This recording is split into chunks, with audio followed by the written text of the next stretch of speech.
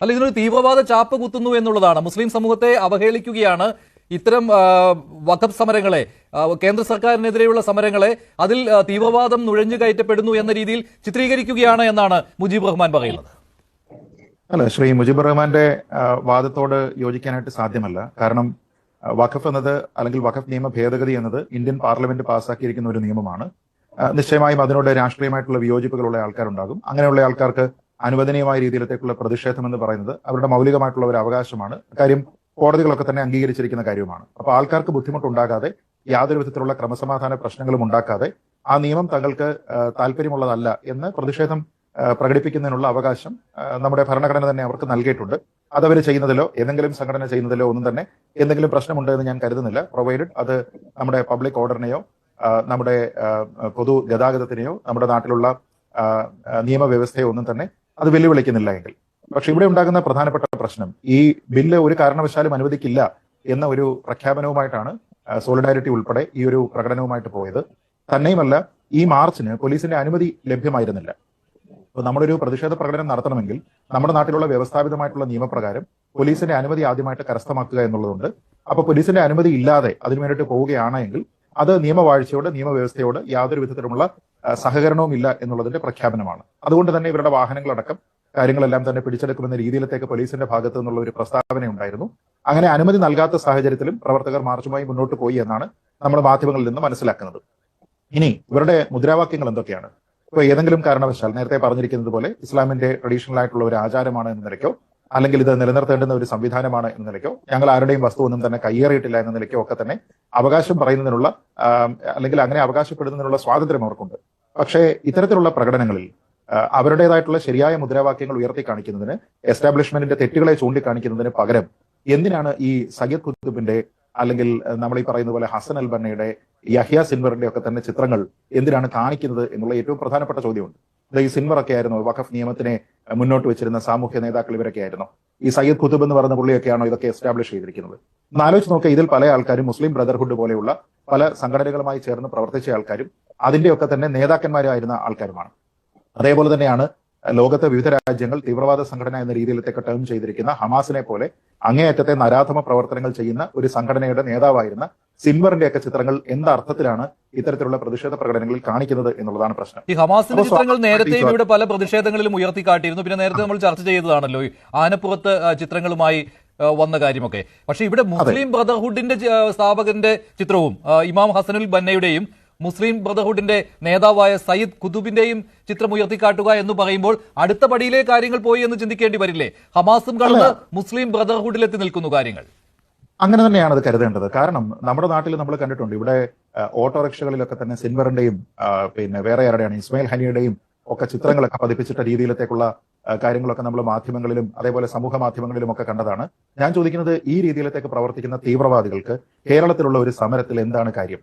നിങ്ങൾക്ക് സമാധാനപരമായിട്ട് പ്രതിഷേധിക്കണമെങ്കിൽ അതിനുള്ള എല്ലാ അവകാശങ്ങളും ഉള്ളപ്പോൾ എന്തിനാണ് ഈ തീവ്രവാദികളെ നിങ്ങൾ കൂട്ടുപിടിക്കുന്നത്?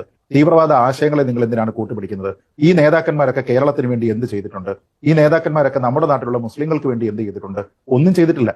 അപ്പൊ ഇതിനെ കേവലം ഒരു മതവിഷയമായി മാറ്റിക്കൊണ്ട് മതത്തിന്റേതായിട്ടുള്ള പ്രചരണത്തിന് വേണ്ടി, തെറ്റായ രീതിയിലത്തേക്കുള്ള പ്രചരണത്തിന് വേണ്ടി പൊളിറ്റിക്കൽ ഇസ്ലാമിനെ ഒരു ടൂളായിട്ട് ഉപയോഗിക്കാനായിട്ടുള്ള ഒരു ശ്രമമാണ്. അപ്പൊ നമ്മൾ ഈ മുസ്ലിം ബ്രദർഹുഡിനെ പറ്റി ആലോചിച്ച് നോക്കിയുള്ളൂ.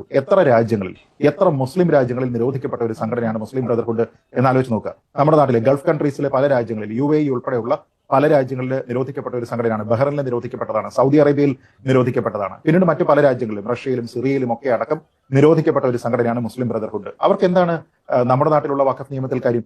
അപ്പൊ തീവ്രവാദത്തിനെ പിന്തുണയ്ക്കുന്നു എന്ന രീതിയിലത്തേക്ക് വലിയ ആക്ഷേപമുള്ള ഒരു സംഘടന വേണമെങ്കിൽ സാങ്കേതികമായിട്ട് ഇത് പറയുന്നുണ്ടെങ്കിൽ ഇവരെന്ത് പറയും? ഇന്ത്യ ബാൻ ചെയ്തിട്ടില്ലല്ലോ ഹമാസിനെ, അല്ലെങ്കിൽ ഇന്ത്യ ബാൻ ചെയ്തിട്ടില്ലല്ലോ മുസ്ലിം ബ്രദർഹുഡിനെ. അതിന്റെ ആവശ്യമില്ലെന്നേ. ഇന്ത്യ ഒരു സംഘടനയെ തീവ്രവാദ സംഘടനയായിട്ട് ഡെസിഗ്നേറ്റ് ചെയ്യുകയും അതിനെ തീവ്രവാദികളുടെ പട്ടികയിലേക്ക് ഉൾപ്പെടുത്തുകയും ചെയ്യുന്നത് എപ്പോഴാണ്? അവര് ഇന്ത്യക്കെതിരെ നമ്മുടെ ടെറിട്ടോറിയൽ ഇന്റഗ്രിറ്റിയെ ചോദ്യം ചെയ്തുകൊണ്ടുള്ള ഏതെങ്കിലും ഒരു നടപടി സ്വീകരിക്കുന്ന സമയത്താണ്. അപ്പൊ അതല്ലാതെ വെറുതെ ഈ ലോകത്ത് ഏത് രാജ്യത്തും പ്രവർത്തിക്കുന്ന തീവ്രവാദ സംഘടനയെല്ലാം ഇന്ത്യ ഔദ്യോഗികമായിട്ട് റെക്കഗ്നൈസ് ചെയ്യേണ്ടത് ആവശ്യമില്ല. ഒരു സംഘടനയും ലോകത്തിൽ അങ്ങനെ ചെയ്യാറില്ല. അപ്പൊ നമ്മുടെ രാജ്യത്തിനെതിരെ എന്തെങ്കിലും ചെയ്തിട്ടുണ്ടെങ്കിൽ മാത്രമാണ് നമ്മുടെ പട്ടികയിലേക്ക് അവർ വരുന്നത്. മറിച്ച് നിങ്ങളോട് ചോദിക്കേണ്ട ചോദ്യം, ഈ സംഘടനകളെ ഇന്ത്യ എൻഡോഴ്സ് ചെയ്യുന്നുണ്ടോ എന്നുള്ളതാണ്. ഉദാഹരണത്തിന് പാലസ്തീന്റെ കോസിനൊപ്പമാണ് ഇന്ത്യ എന്ന് പറയുമ്പോൾ ഇന്ത്യ പറയുന്നില്ല ഹമാസിനൊപ്പമാണെന്ന്. ഇന്ത്യ ഒരിക്കലും പറഞ്ഞിട്ടുമില്ല ഹമാസിനൊപ്പമാണെന്ന്. കാരണം പാലസ്തീന്റെ കോസും ഹമാസിന്റെ കോസും സെപ്പറേറ്റ് ആണ്. പാലസ്തീനിലുള്ള ജനതയ്ക്ക് അവിടെ ന്യായമായിട്ടുള്ള ജീവിക്കാനുള്ള അവകാശവും ആ മണ്ണിലുള്ള സ്വാതന്ത്ര്യവും വേണം എന്ന് പറയുന്ന പൊസിഷനൊപ്പമാണ് ഇന്ത്യൻ ഗവൺമെന്റ് ആര് ഭരിച്ചിരുന്ന സമയത്ത്, അത് BJP എന്നല്ല കേട്ടോ, ആര് ഭരിച്ചിരുന്ന സമയത്തും അത് തന്നെയാണ്. പക്ഷെ എന്ന് കരുതി ഹമാസ് അവിടെ ചെയ്യുന്നത് തീവ്രവാദ പ്രവർത്തനമാണ്. ഇപ്പൊ നമ്മുടെ നാട്ടില് ഈ പറയുന്ന പല ആൾക്കാരെ പറയുന്നില്ല, ഇപ്പൊ ഈ മുസ്ലിം ബ്രദർഹുഡിന്റെ നേതാക്കന്മാർ, ഇപ്പൊ സയ്യദ് ഖുത്തുബ്, ഈ സയ്യദ് ഖുത്തുബിന്റെ റൈറ്റിംഗ്സ് ഒക്കെയാണ് അൽ ഖയ്ദ പോലെയുള്ള IS പോലെയുള്ള പല തീവ്രവാദ സംഘടനകളും പ്രചരിപ്പിച്ചിരിക്കുന്നത്. അൽ ഖയ്ദയൊക്കെ പ്രചരിപ്പിച്ചിരിക്കുന്നത് ഇദ്ദേഹത്തിന്റെ എഴുത്തുകളാണ്. അതേപോലെ ഇസ്ലാമിക് ഭരണം ഈ ലോകമാകെ വരണമെന്ന ആഗ്രഹമുള്ള ഈ ഹസനുൽ ബന്നയെ പോലെയുള്ള ആൾക്കാർ, ശരിയ നിയമമാണ് ലോകത്തിൽ പ്രധാനമായിട്ട് എല്ലാ രാജ്യങ്ങളിലും ഉണ്ടാകേണ്ടത് എന്ന് പറയുന്ന ആൾക്കാർ, മതേതരത്വം എന്ന് പറയുന്നത് തെറ്റാണെന്ന് പറയുന്ന ആൾക്കാർ, വെസ്റ്റേൺ സെക്യുലറിസം എന്ന് പറയുന്നതിനെ ചലഞ്ച് ചെയ്യുന്ന ആൾക്കാർ, ആധുനികതയെ എതിർക്കുന്ന ആൾക്കാർ, ഇങ്ങനെയുള്ള ആൾക്കാർക്ക് വഖഫ് നിയമത്തിൽ എന്താണെന്നേ കാര്യം. നമ്മുടെ നാട്ടിലുള്ള ഒരു പ്രതിഷേധത്തിൽ ഇവന്മാരുടെയൊക്കെ റോൾ എന്താണ്? ഇങ്ങനെയുള്ളവർക്കൊന്നും ഒരു റോളുമില്ല. കേരളത്തിലെ സംബന്ധിച്ചിടത്തോളം, ഇന്ത്യയെ സംബന്ധിച്ചിടത്തോളം, ഈ നാട്ടിലെ മുസ്ലിങ്ങളെ സംബന്ധിച്ചിടത്തോളം നയാ പൈസയുടെ ഉപകാരം ഉണ്ടായിട്ടുള്ളവന്മാരല്ല ഇവന്മാരല്ല. തീവ്രവാദികളായിട്ടുള്ള പല ആൾക്കാരാണ്. യഹ്യ സിൻവറിനെ പോലുള്ള ആൾക്കാരെല്ലാം തീവ്രവാദികളാണ്.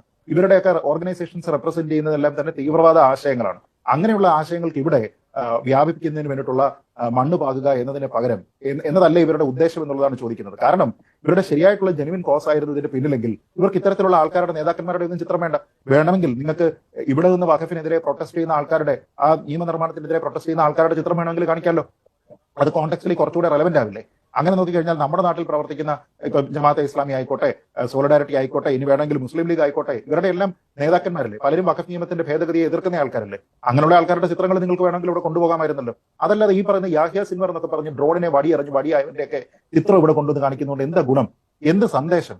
ആൾക്കാരെ ഉപദ്രവിക്കുക, മനുഷ്യനെ യാതൊരു വിധത്തിലുള്ള കരുണയും ഇല്ലാതെ, അനുകമ്പയും ഇല്ലാതെ, ഒരു സംഗീത നിശ നടത്തുന്ന സമയത്തേക്ക് യാതൊരു വിധത്തിലുള്ള അനുകമ്പയും ഇല്ലാതെ റോക്കറ്റുകൾ വർഷിച്ച് സ്ത്രീകളായിട്ടുള്ള, നിരപരാധികളായിട്ടുള്ള, കുട്ടികളായിട്ടുള്ള ആൾക്കാരെ എല്ലാം കൊന്നതിന് ശേഷം ഇവിടെ മതഭരണം വേണമെന്ന് പറഞ്ഞുകൊണ്ടിരിക്കുന്ന ഇവന്മാർക്കൊക്കെ കേരളത്തിൽ എന്താണെന്ന് കാര്യം? അപ്പൊ ഞാൻ പറയുന്നത്, മുമ്പ് ഇതിന്റെ ടെസ്റ്റ് ഡോസ് വന്നിരുന്നു. അതായത് ഇപ്പൊ ഓട്ടോറിക്ഷയിലായിക്കോട്ടെ, അല്ലെങ്കിൽ നേരത്തെ പറഞ്ഞതുപോലെ എഴുന്നള്ളത്തായിക്കോട്ടെ, ഇങ്ങനെയുള്ള സമയത്ത് വന്നിരുന്നു. ആ സമയത്ത് ഉചിതമായിട്ടുള്ള നടപടികളില്ല എന്ന് കാണുന്ന സമയത്താണ് ഇപ്പോൾ അത് അടുത്ത സ്റ്റെപ്പിലേക്ക് വരുന്നത്. ഈ അടുത്തിടെ തന്നെ നമ്മൾ ചില സമ്മേളനങ്ങളുമായി ബന്ധപ്പെട്ട് അവിടെയൊക്കെ തന്നെ ഈ തീവ്രവാദികളുടെയൊക്കെ പടങ്ങൾ നമ്മൾ കണ്ടതാണ്. അപ്പൊ ഇങ്ങനെയുള്ള പ്രൊട്ടസ്റ്റുകളിലൊക്കെ തന്നെ ഇവരെ സ്വീകരിച്ചുകൊണ്ട് ഇവരെന്തോ അഖിലലോക നേതാക്കന്മാരാണെന്നൊക്കെ പറഞ്ഞ് ഈ പാവപ്പെട്ട ആൾക്കാരെ തെറ്റിദ്ധരിപ്പിച്ചുകൊണ്ട് ഒരു റാഡിക്കലായിട്ടുള്ള ഒരു മൂവ്മെന്റ് അല്ലേ ഇതിനെ കാണാൻ കഴിയുള്ളൂ.